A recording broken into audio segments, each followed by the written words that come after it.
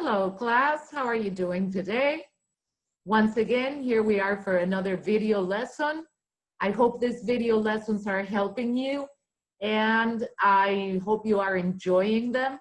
You have to see them over and over again so that you can take notes in your notebook, and that is the purpose of helping you by making a video lesson so you don't get bored reading in the book, okay? So let's go to our class today. We're going to be talking about water and climate. So let's share the screen like always. Water and climate. So water is very important because it affects the climate and weather.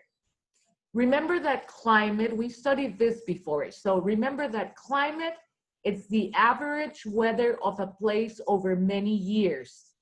And weather is the condition of the air and the sky at a certain time. For example, what is the weather right now? As you are watching the video, what is the weather right now? That would be the weather. And the climate is the average weather over the many years in the same location. So water is always moving in a process that is called the water cycle. And this you know from the elementary school, the water cycle. However, we're going to be reviewing that. So we know that plants, animals, and people, we need fresh water to live. And all this fresh water comes from precipitation, which is water that falls from the sky in the form of rain, snow, sleet, or hail. And water also helps to shape climates. The water is going to be very important in shaping climate, okay? Let's talk about oceans and climate.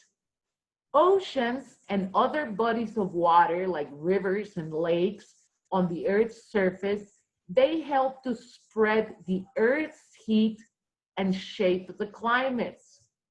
The global temperature differences and the wind patterns create ocean currents.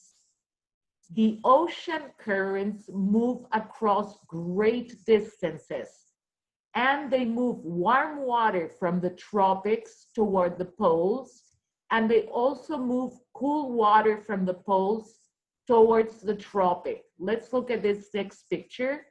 You can see here the ocean currents. So the ones that are in red are the hot ocean currents, and the ones that are in blue are the cold ocean currents. For example, follow my cursor over here. We have the Gulf Stream right over here, very near our area. The Gulf Stream, which is warm water, that then it becomes the North Atlantic Current. So it helps to warm up all this area over here, all the way up to the Scandinavian countries. Now follow my cursor. We have here on the east of Africa, we have this other ocean current, which is warm because it's marked in red. Follow my cursor, and we're gonna go over here to Canada. In northern East Canada, we have the Labrador Current in blue. That means that it's a cold current of water.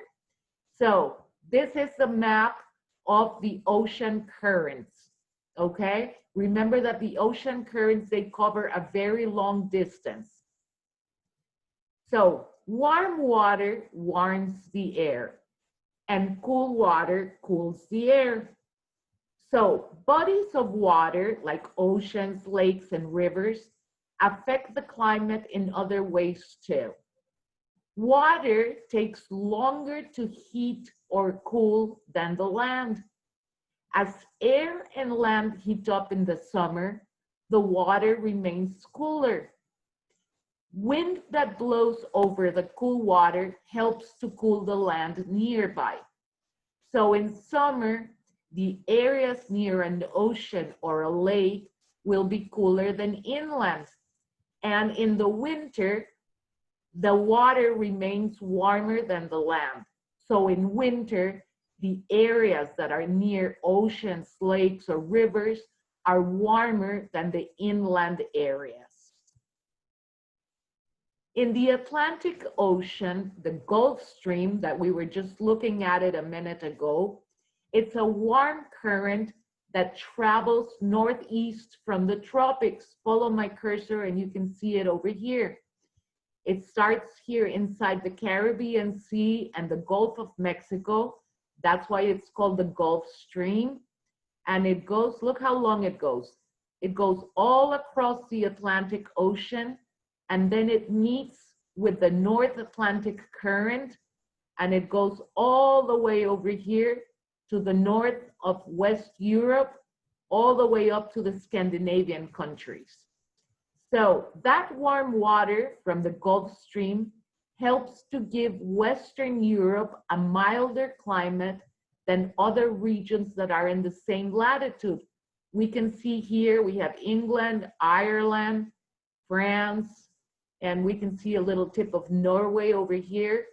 So at the latitude that they're at, which is the temperate zone, they should be having a little bit colder weather, but because of the effect of the North Atlantic Current, they have milder climate. Now, if we follow my cursor and we go here to the northeastern part of Canada, which is on the same latitude as England. Look at England. Here's my cursor over England. I'm going to move it to the left over to the northeastern part of Canada, which is affected by the Labrador Current over here, which is in blue, so that way that we know that it's a cold current. So this area of Canada, it's very cold. And for example, England and Ireland are not so cold because they are affected by the North Atlantic Current. So the ocean currents have a big effect on the climate of the Earth's surface. The water cycle. You have been studying the water cycle since you were in preschool, but we're going to review it again. So Earth water, it's always moving in a process that we call the water cycle. And the water cycle is the movement of water from Earth's surface into the atmosphere and back. So as the water heats up, it moves from rivers, oceans, and lakes up into the air.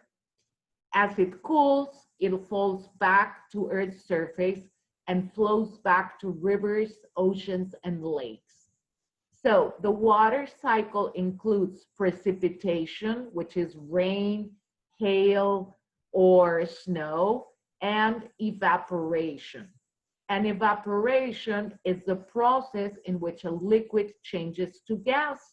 So in evaporation, it's where the water affected by the heat is going to change from solid to vapor. Let's look at the water cycle. So this is the water cycle that we are all very familiar with. The sun, we're going to start here with the evaporation process. So the sun's heat evaporates the water, and so the water rises into the sky as water vapor. Here we have it rising up as water vapor.